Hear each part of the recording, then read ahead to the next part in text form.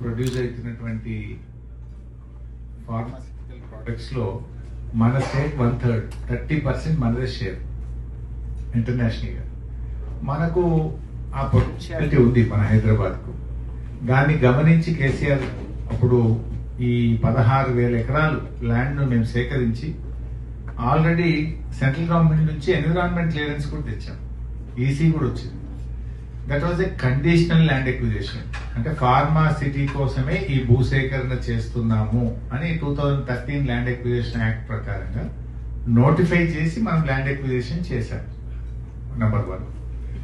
And pharma city పేరు మీదనే environment clearance ministry of environment Delhi నుంచి తీసుకొచ్చినాం.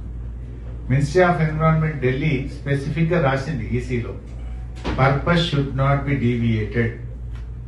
అండ్ మన యాక్ట్, పార్లమెంట్ యాక్ట్ ఏం చెప్తుంది, ల్యాండ్ ఎక్విజిషన్ యాక్ట్ అంటే if at all you deviate the purpose, land should be given back to the farmers అనేది మన పార్లమెంట్ యాక్ట్.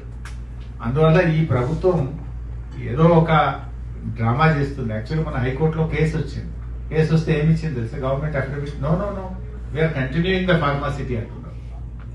హైకోర్టుకు చెప్పాల్సి వస్తే అఫిడవిట్ లో we have not cancelled the pharmacity, we are continuing the pharmacity అంటున్నారు. బయట మాట్లాడితే 4th సిటీ, ఎక్కడ ఉందో 4th సిటీ అంటే ఫార్మాసిటీ 4th సిటీ, వేరే ల్యాండ్ అయితే లేదు, వేరే ఎక్విజిషన్ లేదు. కోర్టుకు వచ్చేసరికి we are continuing, we are going ahead with formality అంటున్నారు. అందువల్ల టెక్నికల్ గా వాళ్ళు చేయలేరు.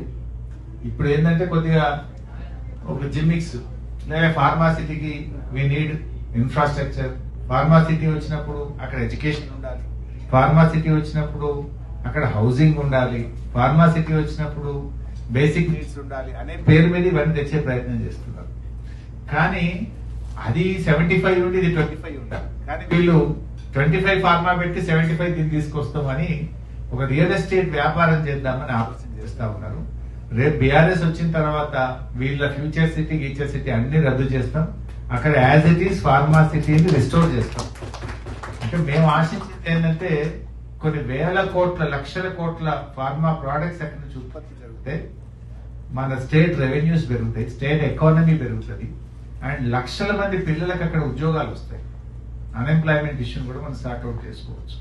అటు ఎంప్లాయ్మెంట్, అటు స్టేట్ ఎకానమీ రెండు కూడా మనం దృష్టిలో పెట్టుకొని ఇండస్ట్రీ మన దగ్గర నుంచి వేరే రాష్ట్రాలకు వెళ్ళొద్దు. ఇప్పుడు ఏమైంది, like Gujarat, Andhra Pradesh, they are trying to attract the pharma industry.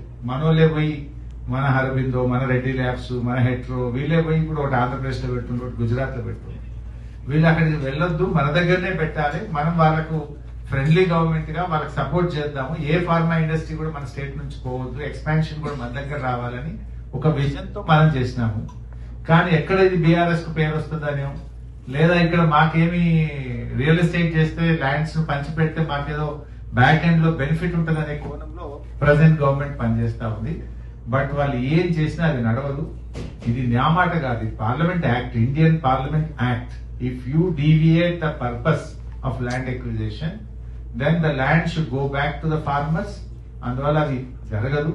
వాళ్ళు ఏ ప్రయత్నం చేసినా అది నిలబడదు. ఆల్రెడీ 2.5 years అయిపోయింది, ఇప్పటిదాకా అక్కడ జరిగింది ఏం లేదు. లాస్ట్ 1 year అయితే ఎట్లాగో ఎలక్షన్ ఉంటుంది. సో డెఫినెట్ గా అక్కడ మళ్ళీ ఫార్మా సిటీని పునరుద్ధరిస్తారు.